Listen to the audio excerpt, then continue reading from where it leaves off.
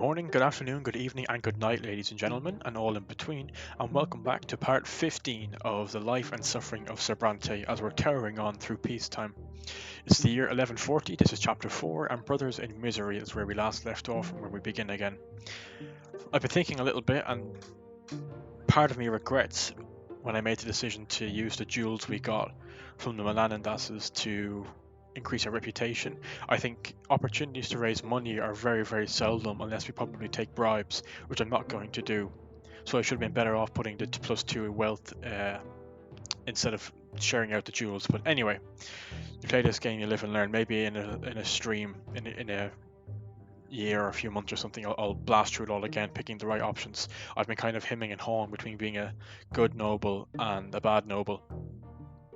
I did read that it's almost impossible to have unity and reputation in your family, except for, it is possible, but you can't make one decision wrong, and nobody I've seen anyway, at least, has charted out that path.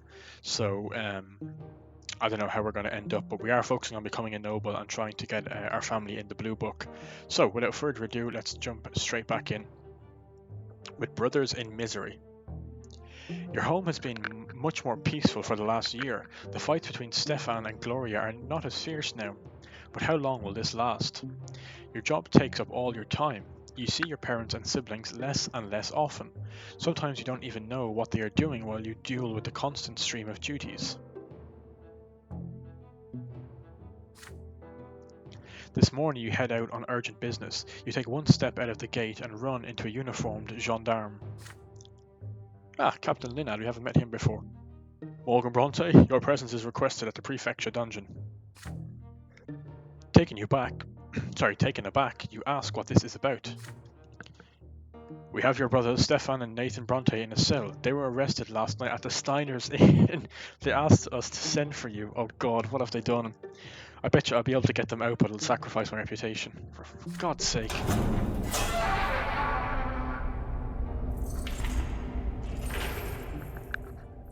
The cells in the prefecture dungeon are cold and damp. Oh, I feel so bad for Nathan. I think I made a bad choice early on that would have saved him that would have given him a much better life. The guards lead you to the bars, and behind them you see Nathan huddled in the corner. Your younger brother is unshaven, more dishevelled than usual and reeking of wine and filth. Near the cell you see Stephan grimly sitting in a chair. You guess that the gendarmes thought it best not to put him in the same cell as his low-born brother. Upon seeing you, Nathan lets out a whimper and Stephan cracks a bitter smile. The sheath on your brother's belt is empty. There you are at last, Morgan. Have a look at our younger brother. Yesterday he got drunk in the company of some dubious fellows. They are commoners, yet they dare to surrender to pleasure. They started a brawl, wrecked the inn, and harassed the waitresses. As soon as I heard, I rushed to save the drunkard from shame. Nathan cowers in the corner, horror-struck. I walked in and demanded that Nathan come with me, but his cronies won't let him go. That's not true. You just grabbed me by the collar and dragged me after you. You nearly suffocated me. Shut your mouth, cur. So, brother, they seem to have some sort of sect. They all shouted defamations against the twin gods, and one of them grabbed me by the arm. I was forced to skewer this heretic with my sword. I hope a lesser death will teach him never to lay his filthy paws on a nobleman. He was just trying to talk to you, Stephan. Silence! Then the gendarmes barged in, and here we are. I've been accused of an unlawful murder. Apparently the new laws allow killing a commoner only if he attacks first or wields a weapon. They say that in the event of an insult, I'm supposed to file a complaint with the prefecture. So now they're going to seize my sword for a whole year. What a shame. It's all your fault, Nathan. Stephan gives the bar a furious kick. Nathan covers his face with his hands in despair. Morgan, brother, you are our only hope. Get me my sword back and get us out of here. And fast. We have to bury this sordid affair as deep as we can before anyone finds out. Save our family from this shame. So we could refuse to help him. Ask father for help. I can't blackmail the judge because I don't have the path of the lawless. And I can't take him to the Inquisition, so I can use my authority. Oh, my career is just about able to do it. But do I want to? Is this an abuse of power? Could ask father to use his power, but he might not do it. No, let's not get Father involved. Let's use my authority and get them out. As I said always, the ones that require willpower usually are the best actions. You command the gendarmes to give the nobleman Stephan Brante his sword back at once. He has not broken any law and must be freed. As for Nathan Brante, you will personally cover the damages the inn has sustained. There is no reason to keep the son of a noble family behind bars. But your honour, Sir Stephan ran that man through right before our eyes. The law says... You glare furiously at the captain. That commoner, a heretic no less, dared to assault a born nobleman and grabbed his arm. All does Linard claim to know the law better than Judge Brante. Remembering his position, the gendarme nods obediently and returns Stephan's confiscated sword. I knew I could count on you, Morgan. You aren't just my brother after all, but also a nobleman yourself. You know that honour is always paramount. Stephan sheathes his sword reverentially as Nathan is let out of the cell. The elder brother takes the younger by the scruff of his neck and pulls him to the door. Nathan staggers and shuffles along limply. You manage to conceal the disgraceful occurrence from all of your relatives with the exception of Sir Elborn. The prefect is very displeased with your abuse of power, but needless to say he does not order his nephew Stephan to be returned to his cell. Back home, Stephan starts lecturing Nathan. From now on, there will be no more drinking bouts or other nocturnal exploits. Who are those rogues you've befriended anyway? Stop shaming this family. If you're so worthless, at least let others go about their business in peace. Do you understand, you blockhead? Well, I'm glad he likes us. Nathan remains silent, staring despondently somewhere above him. Oh, if only I'd given him the revelation from the silver tree earlier on, I would have been able to save him, but unfortunately Nathan is not going to get his best ending. He likes us as well, which is good at least. I'm happy with that. I expect that to happen. And the fight for justice has gone down. Crap. But eloquence has gone up, which is again not really important because we're... God, anyway, that was a bad choice. We abused our power there, but as I said, we're strict on the noble path now. My character might have asked Father for help, but anyway, we press on.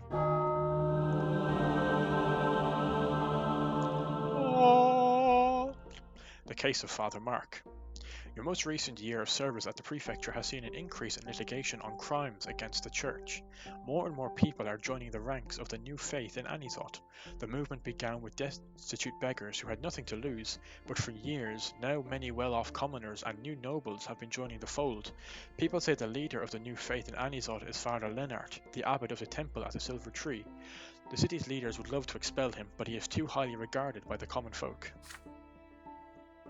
Complaints and cases of defiance of one's lot keep pouring in. Every day somebody is reported by their neighbours for heresy. Many commoners, adherents of the old faith, fear that such flagrant defiance of the lots will usher in the prophesied wrath of the gods. I just want to double check something. Aren't we on the border? Yeah, we're going to fall into lawlessness very soon. Sorry. Many commoners, adherents of the old faith, fear that such flagrant defiance of the lots will usher in the prophesied wrath of the gods. However, you and the other judges have no choice but to reject most of these cases. As a secular institution, the prefecture has no authority when it comes to crimes against faith.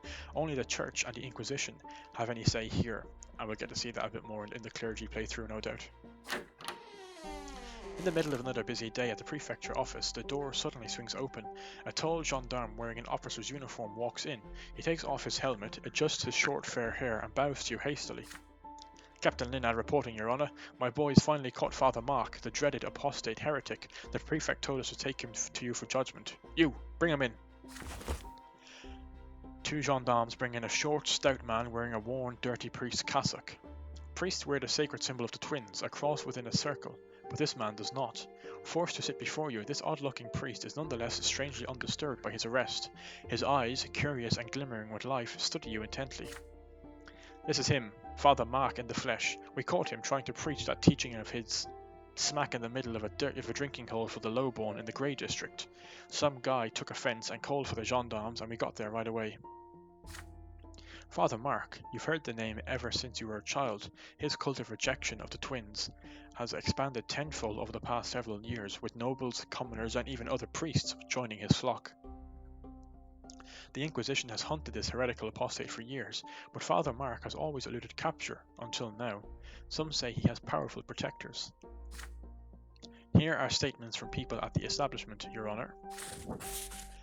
You flip through pages of handwritten statements. Father Mark isn't just preaching, he is openly defying not only the lots but even the twins themselves.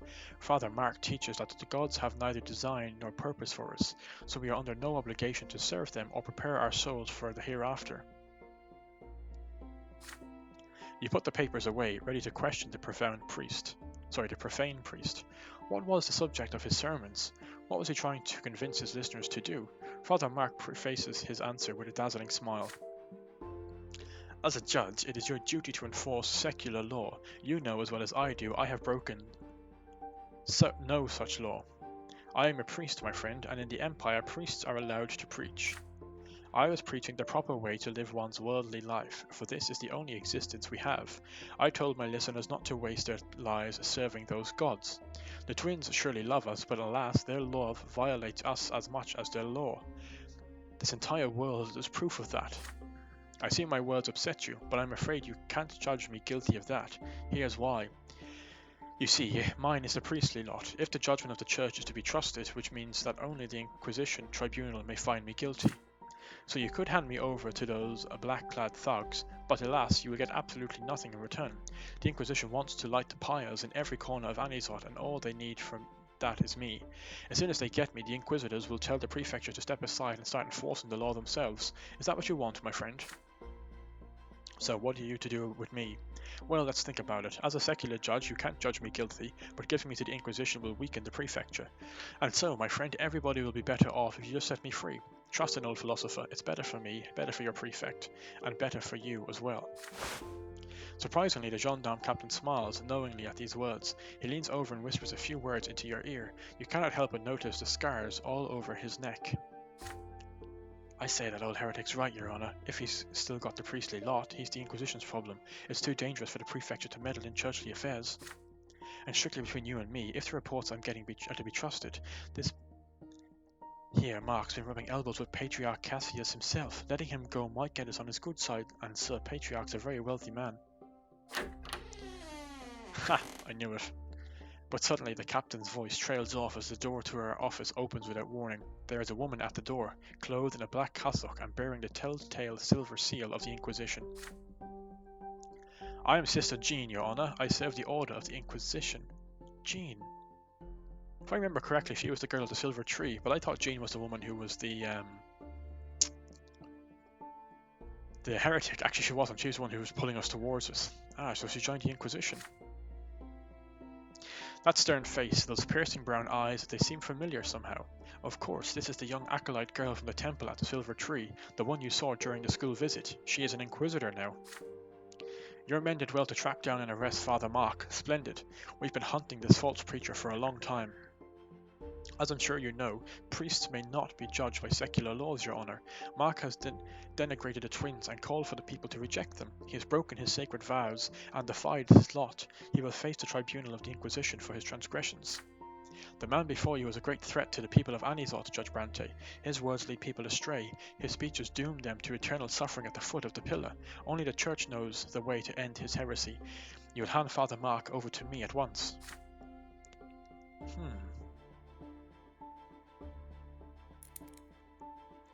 Interesting, we've got a good few anyway.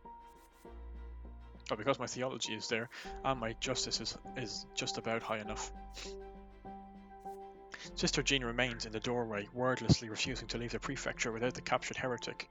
The gendarmes and the captain stand still, awaiting your orders. Father Mark is lounging in the chair, enjoying himself and eyeing you curiously, waiting for your decision on the contentious situation. So we could judge him. The imperial law exists for all estates, so you could find a way to judge him. We could hand him over to the Inquisition, which would sound good, or we can prosecute the case with the Inquisition. You insist on participating in Father Mark's trial. As a judge, you have something to say in his litigation, and the Inquisition must take it into account. What's going to help my career and not affect the cause? I mean, again, the ones that are unlocked generally tend to be the better options in terms of getting stuff done. So I'm not going to judge him, so I guess that's really my only option. But I mean, he said this guy is powerful. Let's prosecute the case with the Inquisition. You insist on participating in Father Mark's trial. As a judge, you have something to say in this litigation, and the Inquisition must take that into account. Must they, though? Why not just hand him over straight away?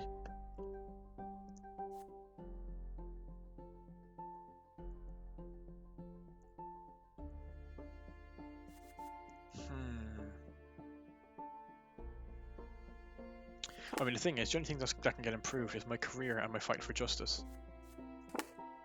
You know, I'd like to improve both.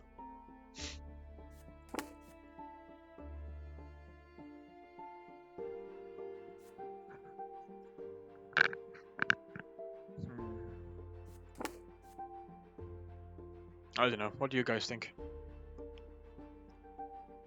Yeah, good point.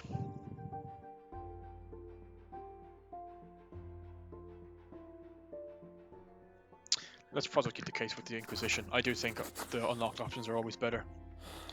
For a while you consider your options. Opposing the Inquisition means making a powerful enemy for yourself and the prefecture alike. However, taking part in the tribunal trial as a prosecutor would surely give your career a shot in the arm. Besides, you're well versed enough in theological matters to hold your own during an Inquisition tribunal. So even these skills play an important part in the nobility, which means I should take care of my other skills that aren't the main skills in my inquisitor and conspirator role. And so you tell Jean that you will hand over Father Mark to the Inquisition, but on one condition: you must be allowed to make a speech for the prosecution, for the earthly laws do reflect the divine law, and their unity is the truth of truths. I see you cannot wait to demonstrate your theological knowledge. Why, I can still recall how we met, 2 children at the Silver Tree. But I digress. A judge from the prefecture speaking at a holy tribunal behind closed doors. Ordinarily this is forbidden, but Father Mark is anything but ordinary. He leads souls astray and seeks to erode the very foundation of the empire. I think the tribunal will allow you this speech.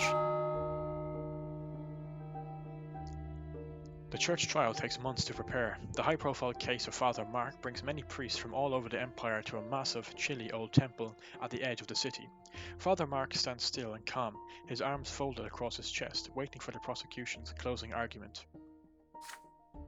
As the main prosecutor of the trial, Sister Jean lists every confirmed case of Father Mark openly preaching against the twins, against their worship, and against any restraint and moderation in mortal life. Her voice rings with fury. Then it is finally time for your speech. Aside from heresy, you also accuse Father Mark of inciting a rebellion against the Emperor's rule. In his sermon, Mark told people to reject the twins, but the Tempest dynasty was chosen to rule by the twins themselves. Therefore, his call to reject the twins is an act of rebellion against the Tempest dynasty and the Empire as a whole. Yeah, go us! Come on, Morgan Brante. You thus conclude that Father Mark is an insurgent and a traitor who deserves punishment both in this world and the hereafter. The priests shout in support of your speech. With a prefect or judge participating in the trial, the verdict against Brother Mark seems even more convincing. The trial is over. Father Mark is found guilty on all accounts. I really like this sort of stuff. I'm excited to see how the clergy playthrough plays out as well. Very well, my brothers. I hope your ambition has been duly satisfied and your authority duly enforced. But alas, every single one of you is still a puppet of the alien will of the gods. Somebody unceremoniously stuffs a gag in Father Mark's mouth to protect the gathering from his heretical notions. He is taken away to the dungeons of the Inquisition for his long overdue punishment. You soon received new reports. Interrogation and torture yielded the Inquisition the names of several of Father Mark's followers, all of whom were caught quickly. The pyres light up on the streets of Anizot. Imperial law has no power here, for judging heretics is the domain of the Inquisition. As prophet Isaiah teaches, the earthly must remain upon the earth, the heavenly in heaven. The prefecture's duty is to enforce the law upon the earth. The laws of heaven are beyond the scope of your authority. So the old faith has been strengthened a bit, which is, I think, good for this character. Your triumphant tribunal speech has earned you the respect of many prefecture judges. Some of them even begin turning to you for help with the finer points of the faith. Oh, nice. So although I didn't get to go with my original choice of becoming an inquisitor, I still get to help out with matters with the faith, which is good. The fight for justice has gone down, bordering on lawlessness, which is a problem. But my career as judge has gone up. One more and I will be the future prefect. But one more situation like this, where I put my career above the justice. I thought we were giving justice, though, to be fair, but anyway. will slip into lawlessness, which will be very dangerous territory. And I'm not helping my fight with Augustin Elborn either, who wanted us to support the commoners, but he said not to move too quickly, so, but in fairness, I think we're moving quite slowly. We're on 3 now. We need at least 5 or 4 to get us up to 7. Anyway. Oh, nice, a bit of theology, never hurt anybody. And eloquence, so we did well there, I'm happy with that. I am surprised it dropped justice. I thought it was right to give him over to the Inquisition. But anyway. We press on, we're 23 years of age now, 1141. God, we're only 23, we've done so much in our life.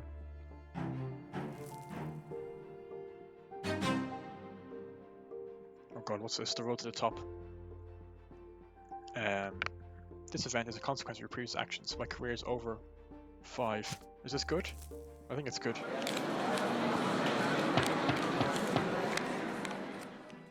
Yes, the road to the top.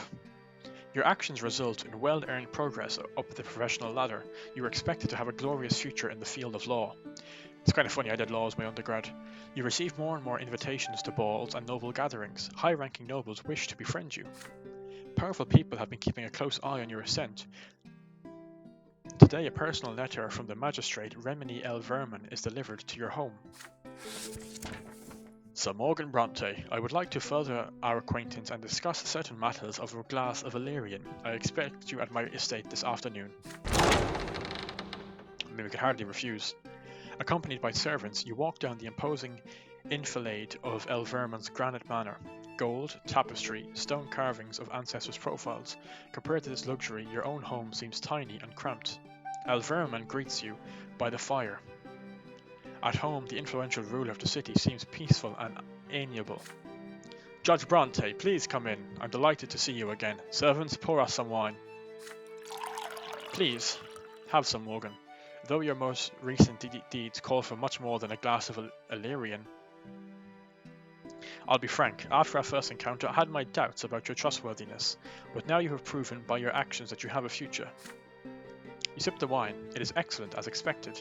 You calmly reply that you strive to serve the Empire and the Prefecture faithfully, and in the manner you deem proper. I am overjoyed to see the younger generation honours our traditions and cares about the fate of our nation. We have that in common, you and I. Many see me as merely power-hungry, but why would power itself be of interest to me? My family is already powerful and wealthy. Its position is secure for many generations to come. No, my friend, I need power to save the city that has been entrusted to me from a grave threat. Take a look around. More and more insurgents are preparing a bloody uprising among the common folk. The new faith compels people to defy their lots. The foundation of the Empire has been shaken.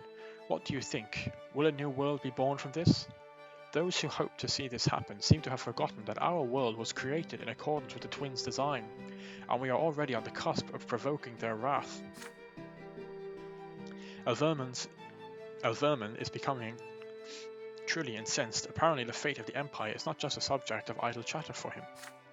You must understand, Brante, I've seen plenty of starry-eyed idealists yearning to change the world, and I know where those dreams led. We have trespassed against the sacred order, and now we are on the verge of the wrath of the gods. I am a nobleman and a citizen of the Empire, and it is my duty to save this world from ruin. While the Overseer and the Archduke persist in their futile squabble, the danger is growing. It's time to take matters into our own hands. I'm seeking allies, people who will stand by my side to protect the city and the Empire. I hope you have the courage to become one of us. Let me speak plainly. Prefect Elborn is, alas, among those who are dragging us toward our destruction. He aims to subject all the states to the tyranny of the law. He seems to have forgotten that the law must serve the good of the Empire and be a mainstay of order, but Elborn wishes to disrupt this order. He is pushing for the lowborn to gain power. What do you suppose will be the first thing they'll do once they get it? They'll take up arms and destroy this country. Elborn has doomed himself to a shameful fall. Meanwhile, the city needs someone at the helm of the prefecture who is bound by honour and concerned about the fate of the Empire. You can be that someone, Brante. You stare at your glass of wine, trying to hide your feelings. If you prove yourselves worthy in the future, Sir Brante, I can promise you the post of the prefect of Magla. I hope you see it not only as a chance to elevate yourself, but also to make your mark on history. Side with me and together we'll save Anizot from the uprising. If you remain Elborn, Oh, nice. We can choose all the options. I like that. If you remain Elbone's servant, you both will lose and fall together. So we can agree. Because I haven't made a deal with Mayor Egmont, I can refuse to protect my family, remain loyal to Elbone and trying to salvage my family's reputation, which I can do because I have a good relationship with my father, or I can refuse to protect my career.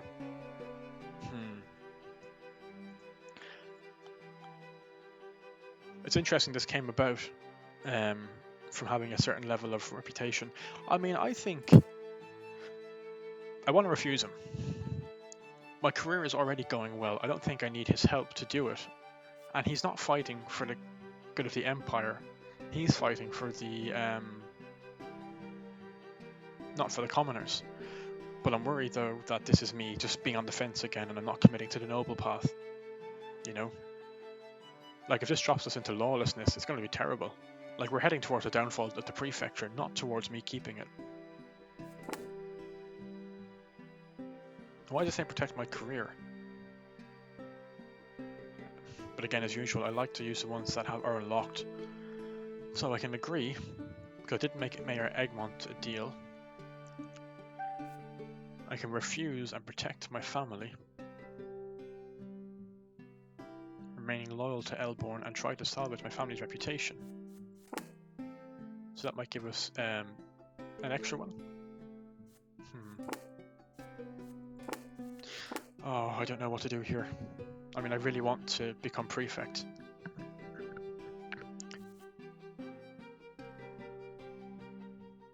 No, I'm honourable. I'm going to refuse and protect my family. Oh, I'm going to regret that, I think. Silence. You hold the magistrate's heavy stare and respond calmly that you are not prepared to make any promises. You thank Elverman for his trust, but you are a judge of the prefecture and you already have a superior. Elverman frowns, shakes his head disdainfully and rises from his chair. I'm very sorry to hear that, Sir Brante. I had high hopes for you. We could have achieved so much together. Soon you'll see that you have chosen the wrong side. Farewell. Back at home, you describe your conversation with the magistrate to your father. Elverman's threatening tone is alarming. An enemy as powerful as a magistrate could turn the nobility of Anizot against your family. I'm proud of you for staying loyal to our friend Elbon. The magistrate is a dirty schemer who is only using this talk of honour and protecting the empire as cover. Don't worry about the family. I'll make sure to talk to the noble families of the city in advance in order to get ahead of the magistrate's plot. Hopefully this will be enough to protect our reputation against his slander. Oh no, my career went down. Crap. Your father's efforts to thwart Elverman's schemes have been successful so far, but your feud with the magistrate has a damaging effect on your career. The documents you prepare take weeks to be signed. Obtaining an audience or arranging a meeting is frequently impossible. You hear anxious whispers behind your back. Morgan Brante crossed the ruler of the city. Steer clear of him. Oh crap. Oh, and so if I... Oh no, because what's going to happen is I'm going to have to make a decision about the law in the future, and I have to side with the commoners to stop it going into lawlessness, but that's going to bring our career down even further. Oh.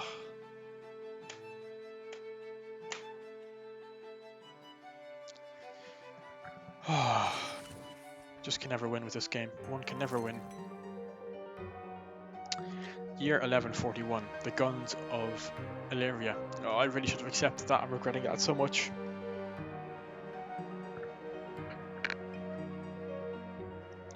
Magra has received alarming news from the neighbouring province of Illyria. The low-born convicts toiling in the Illyrian mines have revolted against their noble masters. For the first time in many long peaceful years, commoners have taken up arms. Worse yet, the insurgents had guns and gunpowder, and no one knows how they got them. Gunpowder weapons were banned throughout the Empire as soon as they were invented. The lords deemed firearms dishonourable and unfit for the nobles. Even legion soldiers are forbidden from using them. But now gunshots were echoing through the mutinous Illyrian mines. Oh god, I really should have accepted his offer. And I keep making the same mistakes. I keep saying I'm going to commit to the noble path, and I don't. The Imperial Legion was deployed to quell the riot. The legionnaires slaughtered the rebels without mercy, and the uprising choked to death on its own blood before it had even begun. The south of Illyria is now a forest of gallows. The convicts' corpses were left swaying in the wind as a warning to any commoner who might dare to take up arms. Although the rebellion quickly succumbed to the Imperial military's onslaught, many Legion soldiers and officers were slain by the insurgents' firearms. Their steel armour was no match for bullets. The rioters' weapons were destroyed in a public ceremony, but no one knows who built or smuggled them into the mines. All Imperial overseers soon issued public reminders in their provinces. The punishment for owning a gunpowder weapon is true death by execution.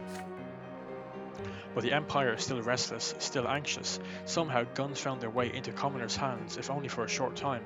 Could gunpowder and lead one day endanger the old ways of the Empire? Authorities of Magra fear that unrest may soon spill over here. Due to the double tax, peasant farms and industrial manufactories are facing harsh times. The province's wealth is steadily declining, but the discontent of the commoners is still held back by the eternal lot that demands they accept their suffering. Our wealth has gone down.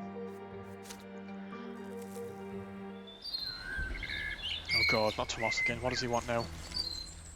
So I'm going to leave it there. I hope you enjoyed this episode. I'm making bad decisions and I'm regretting it all the time, but we pressed on anyway. So let me know what you thought about the decisions. Did it turn out as you planned? What would you have done?